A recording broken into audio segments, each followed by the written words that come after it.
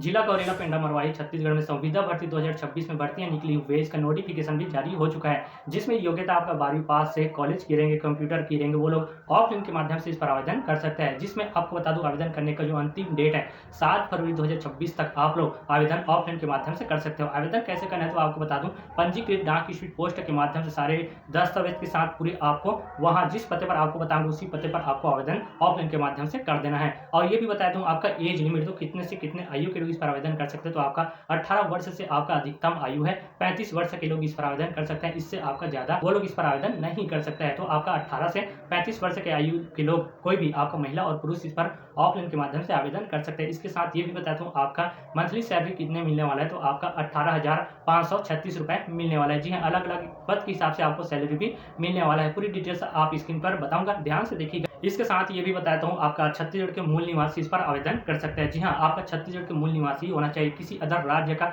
नहीं होना चाहिए। केवल आपका छत्तीसगढ़ के मूल निवासी महिला और पुरुष इस पर ऑफलाइन के माध्यम से आवेदन कर सकते हैं। पूरी डिटेल्स आप स्क्रीन पर इसका नोटिफिकेशन के साथ डिटेल में आपको बताते हैं, ध्यान से देखिएगा। नोटिफिकेशन को ध्यान से देखिएगा ताकि इस भर्ती से रिलेटेड किसी भी प्रकार का आपके दिमाग में डाउट न रहे। कार्यक्रम जिला कार्यालय अधिकारी महिला एवं बाल विकास विभाग, जिला गौरेला पेंड्रा मरवाही छत्तीसगढ़ है। जो भर्तियां का आपका देख सकते हैं संविदा भर्ती है, इसकी विज्ञापन जारी हो चुका है, जिसमें आपका ऑफलाइन आवेदन होंगे। जी हाँ, पंजीकृत डाक स्पीड पोस्ट कोरियर के माध्यम से आपको 7 फरवरी 2026 तक आप लोग इस पर आवेदन 5 बजे तक कर सकते हो। जिसकी पद का नाम देख सकते हैं, जैसे कि पहला पद है परामर्शदाता, जिसकी आप पद की संख्या यहाँ पर देख सकते हैं। उसके बाद इस पद पर मिलने वाले आपको एक मुश्त मंथली सैलरी आपका 8,536 रुपये मिलेंगे। उसके बाद लेखापाल का है, आपका पद का संख्या यहाँ स्क्रीन पर देख सकते हो, इसकी सैलरी आपका 8,536 रुपये है। आउटरीच वर्कर का आपका यहाँ पद देख सकते हो, उसके बाद सैलरी 10,592 रुपया है। उसके बाद यहाँ स्क्रीन पर फिर देख सकते हैं, बाल कल्याण समिति में आपका पद नाम है सहायक सह डाटा एंट्री ऑपरेटर के लिए पद नाम देख सकते हैं। उसके बाद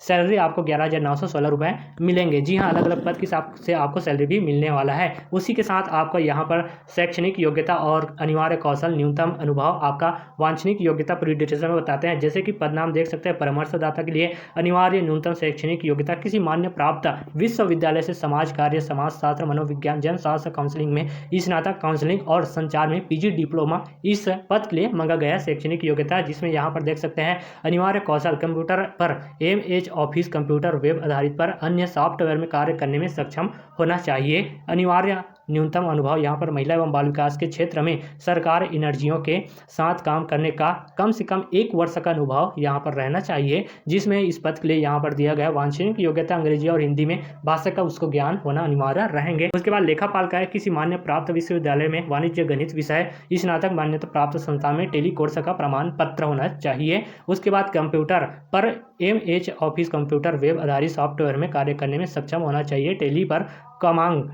टेली पर कमांड होना चाहिए। शासकीय अशासकीय संस्थाओं में यहाँ पर देख सकते हैं कल्याण 1 वर्ष का अनुभव भी इस पर मांगा गया है।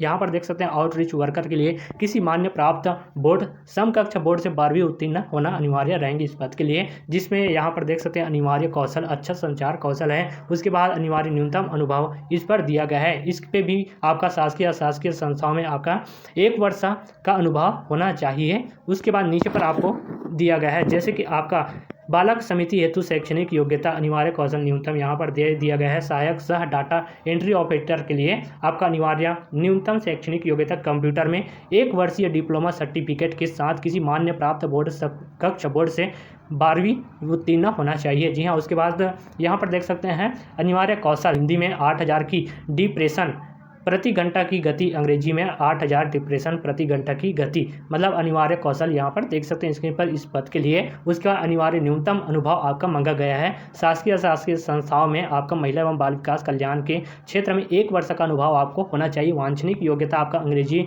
भाषा, उसके बाद कंप्यूटर है, कार्य करने में आपका अनुभव दस्ता अथवा अंग्रेजी टाइपिंग उत्तीर्ण होना चाहिए। मतलब आप इस पद के लिए अगर हिंदी और इंग्लिश में आप अच्छे तरह से कंप्यूटर पर टाइपिंग कर पाते हो तो आप लोग इसके लिए योग्य होंगे।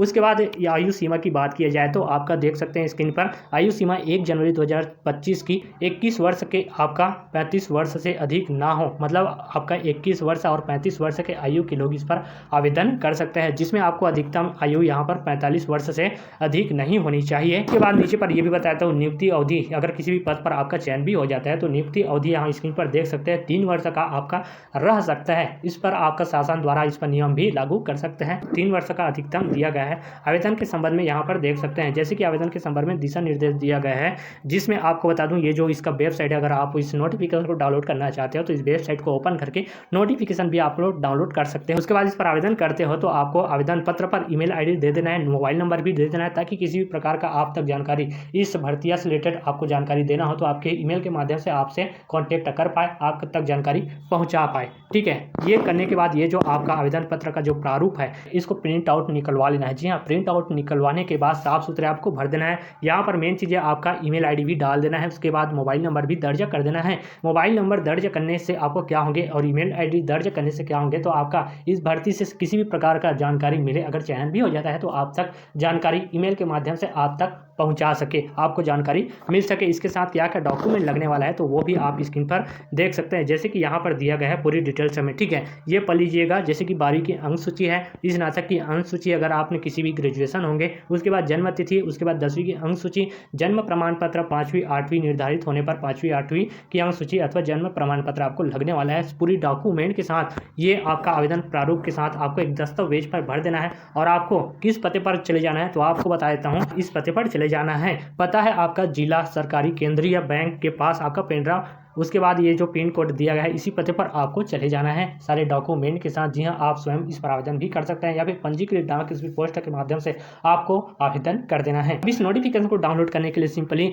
आपको सर्च कर देना है गूगल को ओपन करके, जिला गौरेला पेंड्रा मरवाही संविदा भर्ती। तो आपका फर्स्ट वाली जो वेबसाइट है उसको ओपन करके इसकी नोटिफिकेशन को आप लोग पढ़ भी सकते हो आपके मोबाइल पर। जी हाँ, तो जो उम्मीदवार इसके लिए पात्र होंगे, जो ग्रेजुएट होंगे, 12वीं पास होंगे, तो वो लोग इस पर पंजीकृत डाक किसी पोस्ट के माध्यम से आवेदन जरूर कीजिए। क्या पता आपकी इस पर सिलेक्शन भी हो सके। तो इस मौके को आप लोग जाने ना दीजिए। इस शानदार अवसर है संविदा भर्ती पर, तो इस अवसर पर आप लोग जो पात्र होंगे वो लोग ऑफलाइन के माध्यम से आवेदन 7 फरवरी 2026 से पहले आप लोग आवेदन कर सकते हो। ऐसी और इन्फॉर्मेशन के लिए जाते जाते चैनल को सब्सक्राइब करना, ताकि ऐसा इन्फॉर्मेशन मेरे चैनल के माध्यम से आप तक जानकारी और इन्फॉर्मेशन मिलता रहे, क्योंकि मेरे चैनल पर रोजगार और नौकरी से संबंधित जानकारी मिलता रहता है। चलिए फिर मिलते हैं एक ऐसी नेक्स्ट वीडियो के साथ। जय हिंद।